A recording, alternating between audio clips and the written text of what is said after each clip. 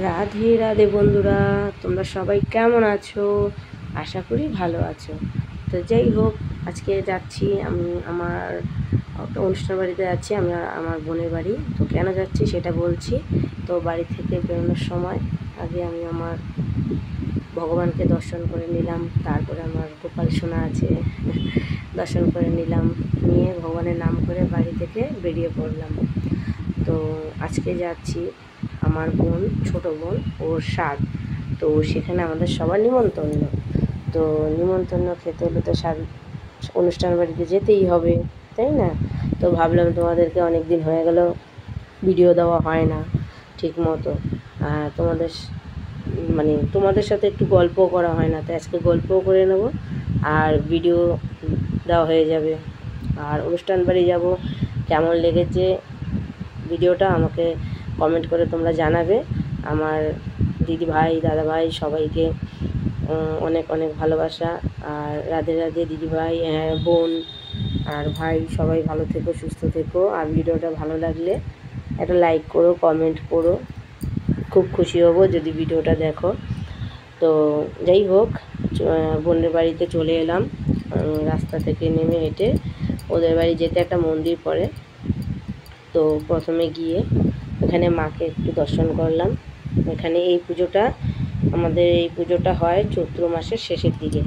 সেখানে মা কালী আছে, মা শীতলা আছে। সেখানে গিয়ে মাকে প্রণাম করলাম। খুব মনে হচ্ছে যেন তাকিয়ে আছে, দেখো মা।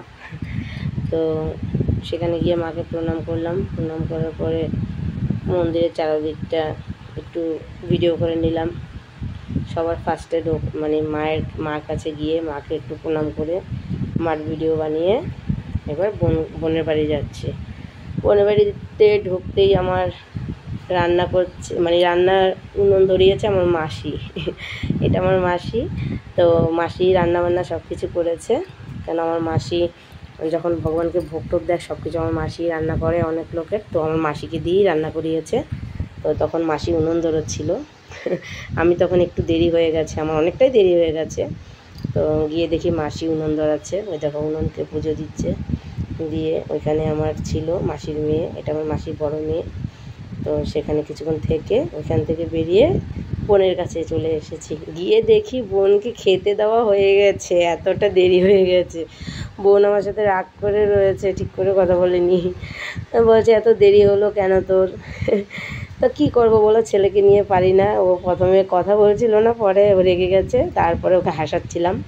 তা ওকে বলছি খেতে বসে পড়লি একা একা, তো তখন হাসছিল। তা ওদের আবার নিয়ম আছে যে একা একা তো খেতে নেই, কিন্তু ওদের আবার নিয়ম আছে যে বাচ্চারা খায় ওদের সঙ্গে, বড়দের ওর সঙ্গে খেতে পারবে। কিন্তু আমাদের আবার শ্বশুরবাড়ির নিয়ম আছে বাচ্চাদের খেতে দিতে নেই, বড় মানুষ, ননদ কিংবা ননদের বড়দেরকে নিয়ে খায়। তো তখন আমার বোন ওই যে বলছে, আমাকে বকছে তোর সাথে কথা বলবো না। তারপরে এখানে কিছুক্ষণ ওর সঙ্গে সময় কাটিয়ে এসে মাসি যখন রান্না করছিল এখানে চলে এলাম। আমার মাসির মেয়ে তখন ও মাছ ওঠাচ্ছিল। আমার মাসি রান্না করার এখানে আমি কিছুটা দাঁড়িয়ে ভিডিও করে নিলাম। নেওয়ার পরে ডাইরেক্ট যখন সবাই খেতে বসেছে তখন এসেছি ভিডিও করার জন্য। আর তারপরে এই কিছুক্ষণ ওইখানে ঘুরঘুরি করলাম। তাই এটা আমার ছোটো মাসির 2 ছেলে। ওরা যখন খাচ্ছিল আমি তখন ভিডিও বানাচ্ছিলাম। বলে দাঁড়া, ভিডিও করছিস, দাঁড়া হাসছে। এটা ছোটো ভাই, ওটা বড় ভাই। বোন দিচ্ছে, এটা আমার মাসির বড় মেয়ে। বোন তখন দিচ্ছিল। আর অনেক কিছু রান্না হয়েছে, আমি সবটা করিনি, সবটা আমি ভিডিও বানাইনি। তো ওইখানে ছিল, এটা আমার মামার মেয়ে এটা আমার ওই বোনের বর, মাসির মেয়ে জামাই। ওটা আমার ভাইয়ের মেয়ে, এটা আমার মামার মেয়ে ঠিক আছে আসছে। আর এটা হলো গিয়ে আমার বোনের মেয়ে, আমার মাসির বড় মেয়ের মেয়ে। আর এটা হলো আমার ছোটো মাসি। সবাই খাচ্ছিল ঘরে। তো ওইখানে একটু ভিডিও করে নিয়ে তারপরে তোমাদের সাথে আরও কয়েকটা ফটো শেয়ার করলাম।